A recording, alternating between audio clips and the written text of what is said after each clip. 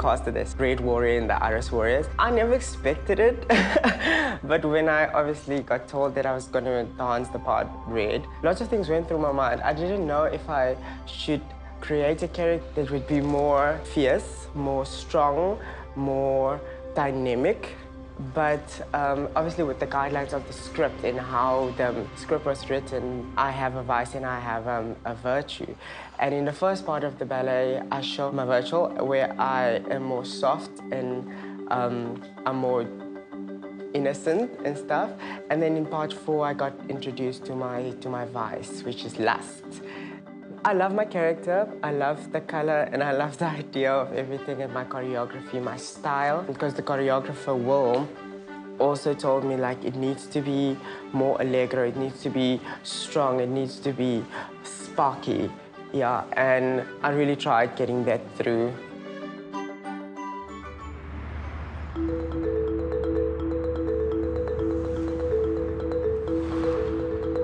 The inspiration for the designs came from looking at the story, feeling each character, understanding what personality each person has. You start off with a basic preconceived idea of what it is you're wanting to get. And as with all artistic things, sometimes you have to allow it to create its own life. And you might be going to the left, but the artistic idea wants to go to the right, and you just have to follow it. Because sometimes if you allow that to happen, boom, the magic happens. The challenges we found with constructing was the thinking about the fact that they have to actually be dancing on stage. That's a lot of movement. So your fabrics need to actually be able to move. I mean, they're doing splits in the air. You know, your fabric needs to hold for that amount of time. Especially with the design work that you see here behind me, all the characters, like this over here, that was just a basic sketch. But once you get into designing it on the computer, and you know the intrinsic idea behind each character, as you are working with it, so the design process starts to flow. And it's almost like, these ideas get put into your head. So actually it's quite easy, because you don't really have to think very much, because it all gets given to you and you say, oh yes, okay, thanks for that idea. And then you put it on paper, and when you come up with it, it just works beautifully. Each dancer's skin, basically, is what I tried to design, is different as per their personality. So we had to come up with another form of something that's light, flexible, that they can all pick one another up. And also the fabric had to be not too slippery. So we had to use like a spandex. With the sequin, we had to go with a transparency, which is quite light, which is photocopied and then laminated and then cut, laser cut. The photocopy, Lloyd took a actual crystal and just, you know, kind of dyed each crystal per color, and then put a vinyl behind that, like a mirrored vinyl, so that you get that shine on screen.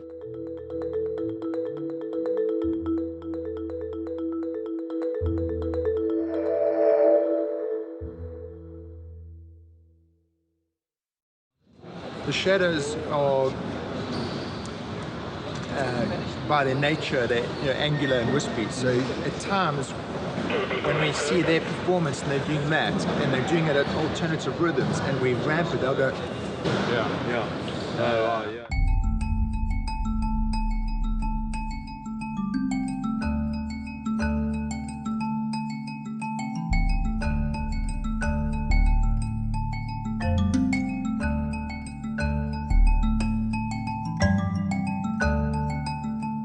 I'm one of the choreographers of Iris Warriors. I've choreographed for the shadows. I think I had the most fun because the shadows are the dark creatures, basically another version of darkness, an extension from her. So they had to be low to the ground and as creepy as possible and as awkward as possible and very angled and sharp movements. And so I think I had the most fun in doing that because I just had to really dig into the dark side of things and let them also be creative in their movement of what they're doing. So it was really lovely. I loved the way the Iris Warriors and the Shadows differ because the Iris Warriors were more lyrical, and I would say that the dancing we did was a little bit more contemporary. So I felt as a dancer it was great because you could almost act within the movements, and there was almost like a little bit more freedom, which I really enjoyed. And there's more acting involved as being a shadow as well to any normal character that you would portray in a ballet. You know, it's this like constant thought process that you've got to have where like you've got to be dark. The shadows were great because they were very much open to anything. So I could say, well, let's try this. Oh no, that doesn't work, let's try this. Being a shadow, we had artistic freedom, and a lot of people were more creative with certain moves. And we also created distorted lines and sharp movement. If they felt something didn't work, they would communicate to me, and then we could adjust it, or we could make it better, or we could take their legs higher, or make it more awkward.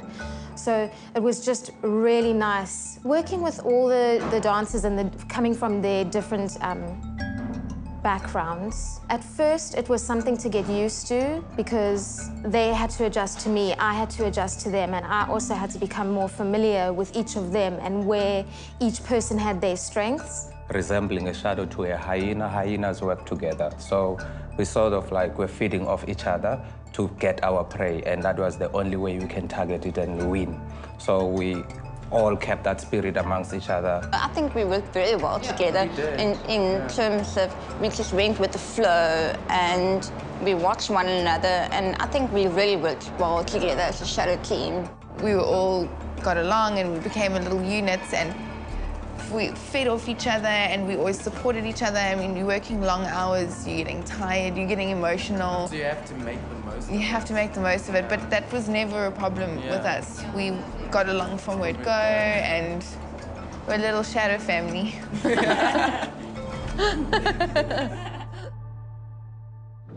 have a quick chat. Coming close. Coming close. I feel the need to, you know, because you're all new to film, just to sort of share what happened so you can get a bit of understanding of the psychology of what's going on. And that is that there's nothing new for the crew today. In that what we shot yesterday, we're shooting again today. You know what I mean? So what that means is that the energy will only come from you today because we're not changing. We've all seen this, so the story hasn't changed. It's going to be a tough day for you, I appreciate it, and then tomorrow we'll move on, okay?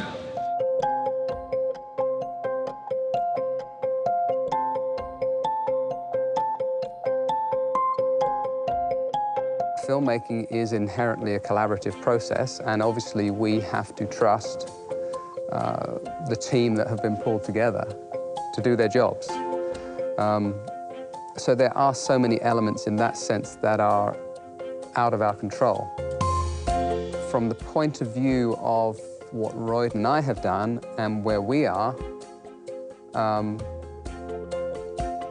he trusts me that we have a compelling story. I trust him that as a director, he can execute that story.